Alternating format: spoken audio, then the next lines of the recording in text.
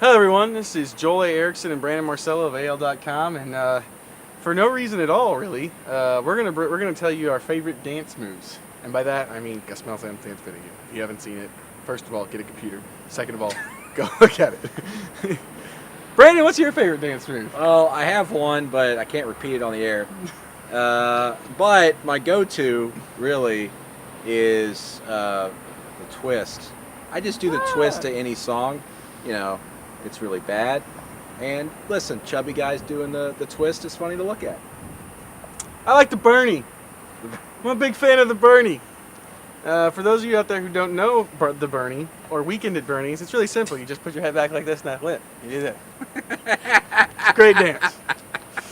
Underrated movie too, Great dance. because he's dead and they're bringing him around and he's still acting like he's alive. Anyway, now that we move past that, Brandon is making us talk about the Heisman race. We have decided the Heisman race. We got the results right here on Election Day.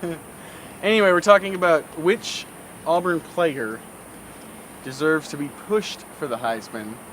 like just push him. Yes, pushed like on the stage or something. I don't know, pushed somewhere. And it seems that it's being broken down to two candidates. That's right. Reese Dismuke, no. Nick Marshall, obviously, and Cameron Elijah Artis. Daniel, no. And Cameron Artis Payne.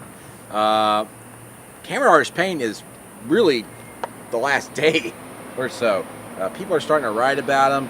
He's leading the SEC now in rushing, 974 yards. So you're starting to see that push. But when I asked Gus Malzahn earlier today, who on your team do you think deserves to be in the Heisman race, he said Nick Marshall. So that's who he's really pushing, and Auburn's trying to push. And a lot of that has to do with what he's been doing on the road. You look at his road stats, he's averaging 307 total yards in these 4 road games they've had, 3 of them against highly ranked road opponents. But his problem is he's got 4 interceptions on the road. All of his interceptions are on the road this season. But, as you've mentioned, it isn't like defenses game plan for Cameron Artis Payne.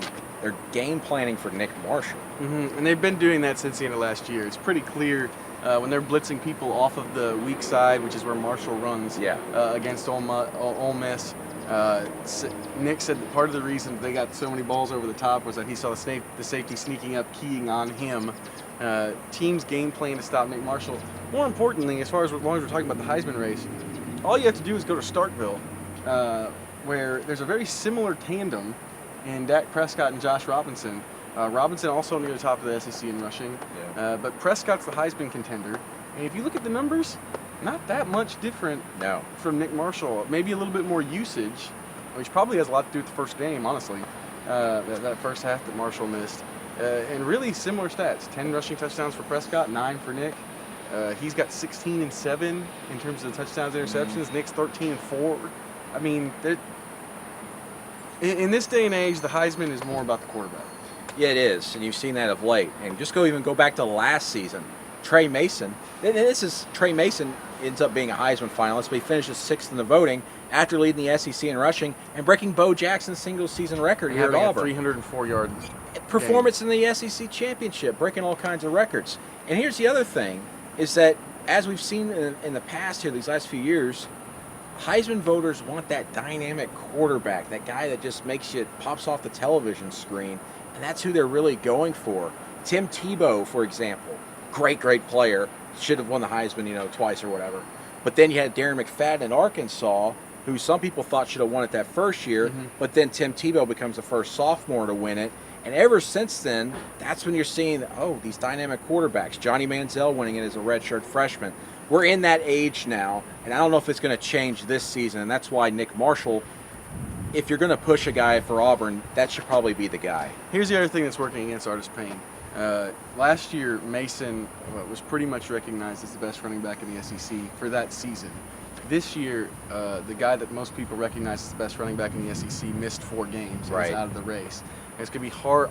I think it's going to be hard for voters to vote for an SEC running back whose name isn't Todd Gurley. But what could help Cap if he were to really get some good push there is that Todd Gurley returns against Auburn November 15th. It's a road game for Auburn.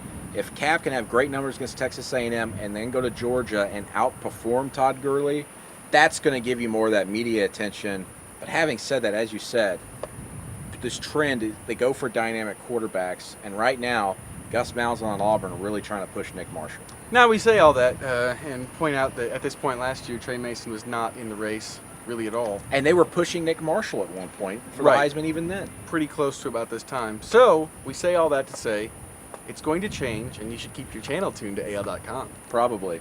when you're not dancing.